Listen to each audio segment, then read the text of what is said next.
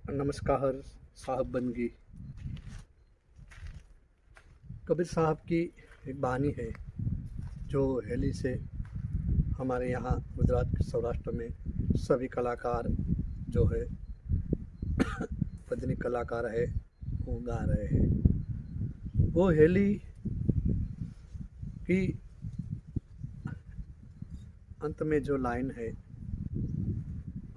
उसके नामाचरण में साहब का जो है उसमें अंत में जो लाइन है उसमें कहा है कि रैन तो समाई भान में, भान तो समाए आकाश, आकाश समाए एक वचन में, और वो वचन कोई बिरला पास।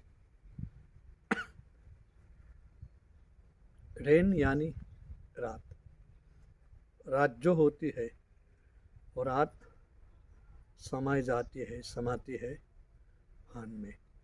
भान यानी सूर्य, सूर्य में समाई जाती है, उसमें वो समा जाती है। जब भी सूर्योदय होता है, सूर्य खिलता है, तब जो रात्रि है, जो रैन है, वो उसमें लीन हो जाती है। रैन समाई भान में, भान समाए आकाश में। जब फिर से सूर्यास्त हो जाता है, जब फिर से दिन ढलते ढलते दिन दिन होता है, सुबह से सूर्योदय होते होते दोपहर, दोपहर के बाद फिर 3 4 5 बजे के बाद जब दिन ढलने लगता है, तब सूर्यास्त होता है, तब उसे कहते हैं भान तो समाए आकाश में। ये जो ब्रह्मांड में ये जो आकाश है उसमें वो लीन हो जाता है, और आकाश है वो समाए एक वचन में, और वो वचन कोई बिरला पास। साहब कबीर कह रहे वो जो वचन है वो जो वो कोई बिरला पास है। अब हम इनका भीतर विवरण करेंगे, वर्णन करेंगे। रैन यानी अंधकार, तुम्हारे और हमारे बीच जो अज्ञान रूपी जो अंधकार है, वो जब ज्ञान रूपी भान, ज्ञान रूपी सूर्योदय, प्रकाश रूपी सूर्योदय का जब उदय होता है, तब वो अज्ञानता है, तब जो अंधकार है वो भान में, वो प्रकाश में, वो सूर्य में लीन हो जाता है। जब ज्ञान रूपी प्रकाश हमारे भीतर सदगुरु महाराज की कृपा से जब प्रकट होता है, जब अनुभव में आता है, तब वो अंधकार, तब वो अज्ञान था, वो प्रकाश में, वो सूर्य में, वो ज्ञान में लीन हो जाता है। फिर वो जो हमारा ज्ञान है, वो ज्ञान हमारे मस्तक में, सर्व संतों ने इस मस्तक को, इसको यहाँ जो शून्य शिखर है वहाँ किसी ने गगन मंडल कहा, किसी ने शून्य शिखर कहा, किसी ने सहज शून्य कहा, तो किसी ने उसको कट आकाश भी कहा है। वहाँ जो ये गगन मंडल जो है, वहाँ जो ये आकाश है वो गगन मंडल में, एक गगन मंडल में, वहाँ पीछे सहस्त्रसार चक्र में, जिसको संतों ने 10वां द्वार भी कहा है, इधर 10वां द्वार है, पीछे सहस्त्रसार चक्र है। उस सहस्त्रसार चक्र में से ज्ञान प्रकट होता है, उस सहस्त्रसार चक्र में से अनुभव प्रकट होता है, अनुभव प्रकट होता है, और वो अनुभव, वो ज्ञान, वो प्रकाश उसमें शून्य शिखर में, उसमें गगन मंडल में, उसमें वो घटाकाश हमारे जो भीतर है, जो मस्तक में, उसमें वो लीन हो जाता है, इसमें वो समा जाता है। ऐसा साहब कभी अपने अनुभव से कह रहे हैं। फिर आगे कह रहे कि आकाश जो है वो समाए वचन में। ये जो हमारा जो ज्ञान है वो हमारे मस्तक में भीतर से आ रहा है, वहाँ वो मस्तक में ज्ञान, अनुभव, प्रकाश, चाहे जो भी कहो, वो प्रकट है। फिर जब हम 10वां द्वार जब भेदन करते हैं, हम जब ये 10वां द्वार, जब मस्तक को हम भेदन करते हैं, तब हमें विराट जो ब्रह्मांड हमको जो दिख रहा है, वहाँ हमारी सुरती जाती है। जब सुरती वहाँ पर जाती है तब ये जो हमारा मस्तक है वो छोटा सा, वो ब्रह्मांड का सैंपल है, ब्रह्मांड का वो छोटा सा सैंपल है। और ये जो ब्रह्मांड है वो विराट है, ये सूक्ष्म है। फिर भी ये ब्रह्मांड में जो कुछ भी हो रहा है, जो कुछ भी ब्रह्मांड में जो रहस्य है, जो गतिविधि है, वो सब इस ब्रह्मांड में है। और वो सब गतिविधि हमारे यहाँ मस्तक में है, जो छोटा ब्रह्मांड है इस मस्तक में। मेडिकल साइंस ऐसा कह रही है कि हमारे मस्तक के जो ज्ञान तंतु जो है, जो हमारे, वो इतने सूक्ष्म है। अगर इनको डॉक्टर की जो ऑपरेशन थिएटर में ले जाकर, उनको लेबोरेटरी में ले जाकर, उनको मस्तक का जो ऑपरेशन करके वो तंतु को, वो ज्ञान तंतु को, जो सूक्ष्म में सूक्ष्म, जो हजारों नहीं, लाखों नहीं, करोड़ों नहीं, अरबों खरबों है, उसको अगर एक स्टेप बाय स्टेप ऐसे ऐसे ऐसे ऐसे अगर उसको स्टेप बाय स्टेप उनको चलाया जाए, उनको उनके भीतर एक बाय एक स्टेप बाय स्टेप को अगर स्टेप बाय स्टेप चलाया जाए, तो इधर बैठे बैठे मनुष्य चंद्रमा पर क्या हो रहा है वो उसका ज्ञान प्राप्त कर सकता है।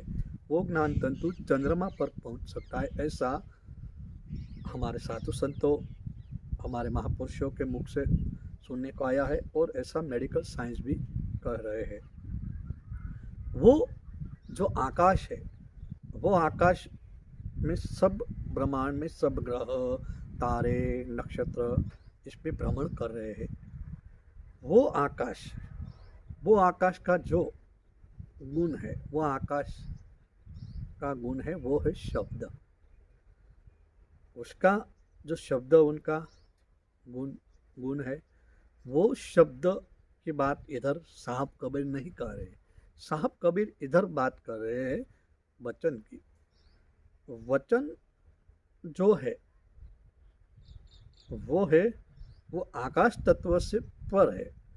उनमें से आकाश प्रकट हुआ, उनमें से आकाश से यदि शब्द प्रकट हुए, आकाश से चार तत्व प्रकट हुए हैं, पृथ्वी, जल, अग्नि, वायु और आकाश, ऐसे 5 तत्व प्रकट हुए। लेकिन 5 में से 4 तत्व आकाश में समा जाते हैं, आकाश में सब समा जाता है। लेकिन आकाश का जो गुण है वो है शब्द। लेकिन वो शब्द की इधर साहब कबीर बात नहीं कर रहे। साहब कबीर इधर बात कर रहे हैं कि आकाश समाई एक वचन में। वो शब्द नहीं है, वो वचन है। और वो वचन है जो उनसे आकाश प्रकट हुआ, उनसे आकाश की उत्पत्ति हुई, वो भी उसमें लीन हो जाता है। एक जो हमारे भीतर जो यह मस्तक में जो गगन मंडल है, आकाश है, वो एक जो ये विराट ब्रह्मांड में जो आकाश है, वो तब वो आकाश वो वचन में लीन हो जाता है। यहाँ साहब कबीर कह रहे एक दूसरी भजन के पद में कि उन्मुन तत्व है न्यारा, ऐसा सदगुरु हमारा, जो हम और तुम जिससे हमारा प्रागट्य हुआ है, जो हम और तुम जिससे आए हैं, वो तत्व है, वो उन्मुन है, वो तत्व है, वो न्यारा है, उन्मुन तत्व है न्यारा। ऐसा सदगुरु हमारा, वो हमारा सदगुरु है। वहाँ से अनेकों चेतनाएं हैं, तुम, मैं और सब चेतनाओं आई है। वो उन्मुन तत्व है, वो न्यारा है, उन्मुन तत्व है न्यारा। ऐसा सदगुरु हमारा। इसमें से निकला वचन, उसमें से वचन निकल रहा है, उसमें से वो जो उन्मुन तत्व, जो सदगुरु है, जो परम तत्व है, जो ईश्वर के ऊपर जो परम ईश्वर है, जो परमात्मा है, उसमें से उसको सदगुरु की उपमा दी है, उसमें से निकला है वचन। उन्मुन तत्व है न्यारा, ऐसा सदगुरु हमारा। इसमें से निकला वचन, वचन से भैया आकाश। साहब कबीर कह रहे हैं वचन से भैया आकाश, आकाश से भैया ओमकारा, ओमकार से भैया सोहम, और सोहम से सकल संसारा। आकाश से भैया ओमकारा, जो नाद है, जो ध्वनि है, वो आकाश से प्रकट हुआ है। और ओमकार से भैया सोहमकारा, जो हमारे और तुम्हारा जो सोहम जो है, जो डोरी है, वो सोहमकारा। तो वो जो वचन है उसको हमारे यहाँ सौराष्ट्र के संत गंगा सतीबा कहते हैं, उसको वो यथार्थ वचन की शान जीने जानी पान बाय, उसको करना नहीं पड़ेगा कुछ।